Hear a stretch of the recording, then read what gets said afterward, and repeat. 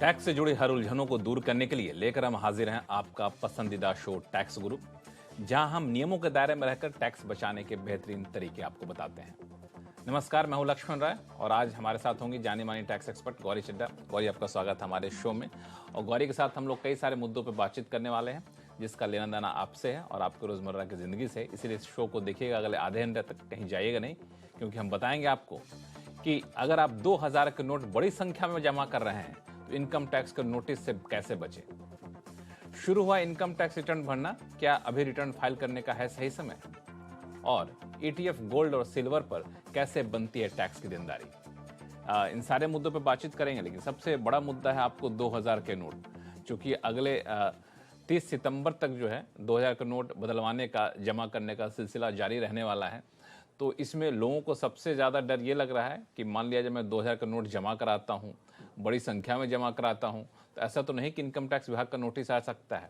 तो इस डर को आज हम दूर करने की कोशिश करेंगे। गौरी, ये डर कितना जायज़ है?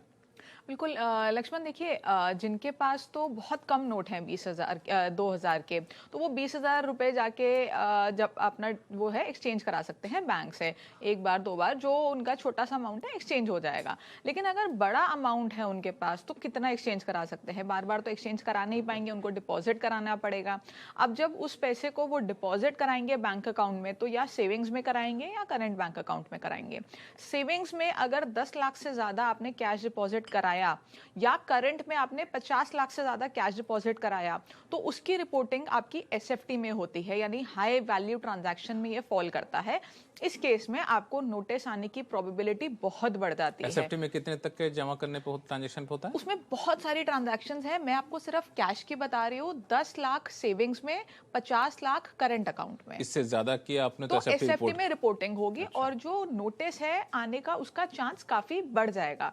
तो अब आपको नोटिस आता है तो ऐसा नहीं है कि आपके ऊपर इंटरेस्ट टैक्स पेनल्टी लगेगा ही लगेगा।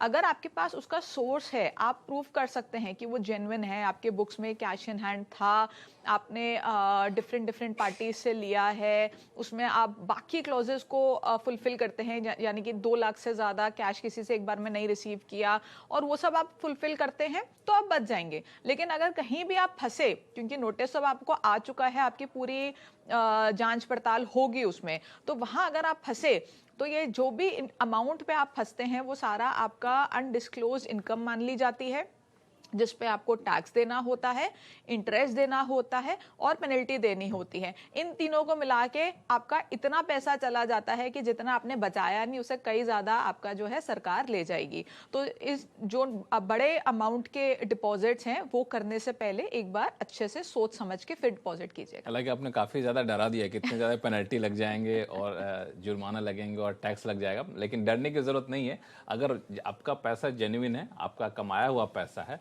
और आपने इनकम टैक्स का जो डिस्क्लोजर दिया है या फिर रिटर्न फाइल किया है उससे मेल खाता है, आपकी आमदनी से मेल खाती है, तो आपको कहीं कोई डरने की ज़रूरत नहीं है। हाँ, मोटी रकम जमा करेंगे तो जाहिर तौर पे कई बार इनकम टैक्स विभाग की नज़र आप पे जाएगी, आपसे पूछताछ की जा सकती है। पूछताछ करने का मतलब ये भी नहीं कि आप गुनहगार हैं। आप अपनी सफाई में अपनी बात रखेंगे और जैसा ही गौरी ने बताया कि आपके पास वो पैसे कहाँ से आए, इसके प्रमाण हैं, सबूत हैं, तो आपको कहीं कोई डरने की ज़रूरत नहीं है। लेकिन ये एसएफटी में आप जो रकम बता रही हैं, उसके अलावा भी जैसे कि अब 50,000 रुपये से ज़्यादा हम जमा कराते हैं तो वैसे भी पैन मांगते हैं, तो ऐसे केस में भी कई बार इनकम टैक्स के पास जो एआईएस फॉर्म अगर होता है उसमें दिखता है कि नहीं? देखिए, 50,000 से ज्यादा डिपॉजिट पे पैन जरूर मांगते हैं, लेकिन उसमें इतनी बड़ी दिक्कत नहीं है, वो एसएफटी में रिपोर्ट नहीं होती। एसएफटी में जब आप फॉल करते हैं तो आपके नोटिस आने का चांस बढ़ जाता है। सिर्फ 50,000 से ज्यादा डिपॉजिट पे आपका नोटिस आने का चांस नहीं होता।